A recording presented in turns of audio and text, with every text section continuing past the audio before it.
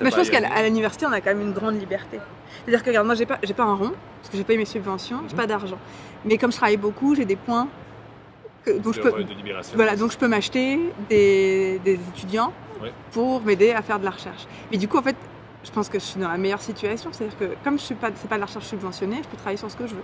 Ouais. Puis il n'y a pas d'élastique. Non, et puis j'ai pas de commande. Ouais, c'est ça. J'ai pas de commande. Moi, je fais du coup, je peux faire ce qui m'intéresse ou ce que moi je trouve pertinent. Peut-être je vais à la fin me casser les dents en trouvant que c'est pas pertinent ce que j'ai trouvé. Mais je pense que quelqu'un qui travaille dans un ministère, lui, il reçoit une commande. Oui. Donc même si c'est un fonctionnaire, donc il est là, quel que soit le parti duquel vient le ministre de l'Environnement, par exemple, lui c'est un fonctionnaire, il fait sa recherche, mais quand même il a une commande. Et puis je pense que en plus le produit de sa recherche, c'est-à-dire que nous, le produit de notre recherche, on le publie dans des revues scientifiques. Après, les gens sont d'accord, pas d'accord, mais nous c'est publié, c'est notre pensée, c'est ça qu'on a à dire. Lui au ministère, peut-être qu'il va faire une recherche, puis si les conclusions à laquelle il arrive sont pas celles qu'on a envie de vendre sur la place publique, on va le tasser dans un coin son rapport. Voilà. Et ça, c'est la grande différence, à mon avis, entre de la recherche universitaire et de la recherche ailleurs. C'est sur la liberté de la diffusion du résultat auquel on arrive. Oui, et même dans mon cas, comme j'ai pas de recherche subventionnée, si tu veux, j'ai même pas de compte à rendre à un organisme subventionnaire, je peux travailler sur ce que je veux. Oui. Et ça, c'est une liberté immense. Moi, j'ai pas un patron qui vient me voir pour me dire j'aimerais que tu cherches sur les blessés. Oui, on me l'a demandé, puis bêtement j'ai accepté parce que j'avais trop peur qu'on ne me propose plus rien après. Mais aujourd'hui, où j'ai besoin justement de mettre la pédale douce, je suis capable d'accepter que des trucs qui sont dans mon sujet. Oui. Et puis en plus, ce qui est cool, c'est que du coup, les gens me reconnaissent maintenant pour mon sujet et du coup, je m'auto-nourris, disons. Alors que ça, tu te tires dans le pied. Et tout le monde peut trouver ça inintéressant.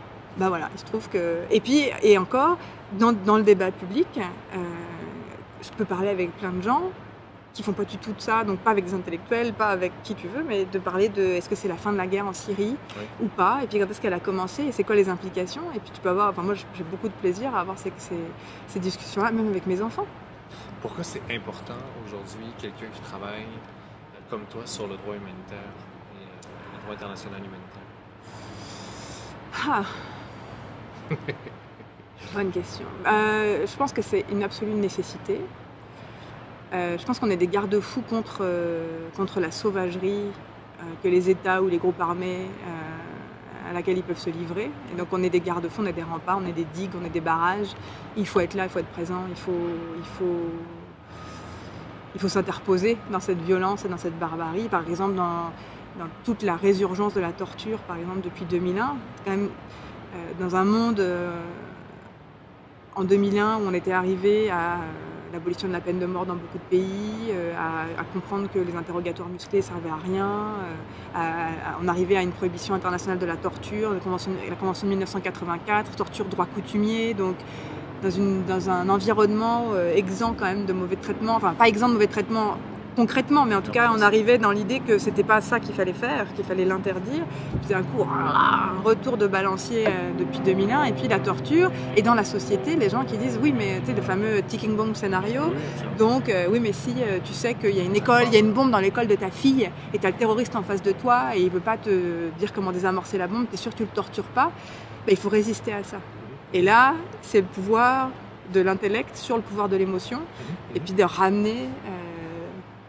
de ramener le débat. C'est très difficile. Alors sur une question comme ça, là, c'est super difficile. Et puis on a eu des heures très sombres, parce que la justification de la torture, elle a essayé d'émerger partout par tous ces gens qui s'y livraient. Moi, ce que je trouve le plus intéressant, et c'est pour ça que je pense que ça continue d'être absolument essentiel, et que je suis super optimiste dans le domaine dans lequel je suis, qui pourtant, quand tu regardes, tu te dis pas super optimiste quand même, la Syrie, la République centrafricaine, la Libye, les migrants, tout ça, Daesh, non, c'est pas très réjouissant. Mais si tu regardes la politique, enfin la rhétorique des États-Unis, ils ont commencé par, ils ont jamais dit oui on torture, on pense que c'est bien de torturer. Ils ont commencé par dire non on torture pas. Oui, voilà. Ensuite ils ont commencé par dire oui c'est des mauvais traitements mais c'est pas vraiment de la torture. Ils ont cherché à se justifier. Et aujourd'hui ils disent on a torturé, excusez-nous. Et ça montre quand même à quel point le droit est ce rempart dans la société absolument fondamental et qui crée une contrainte.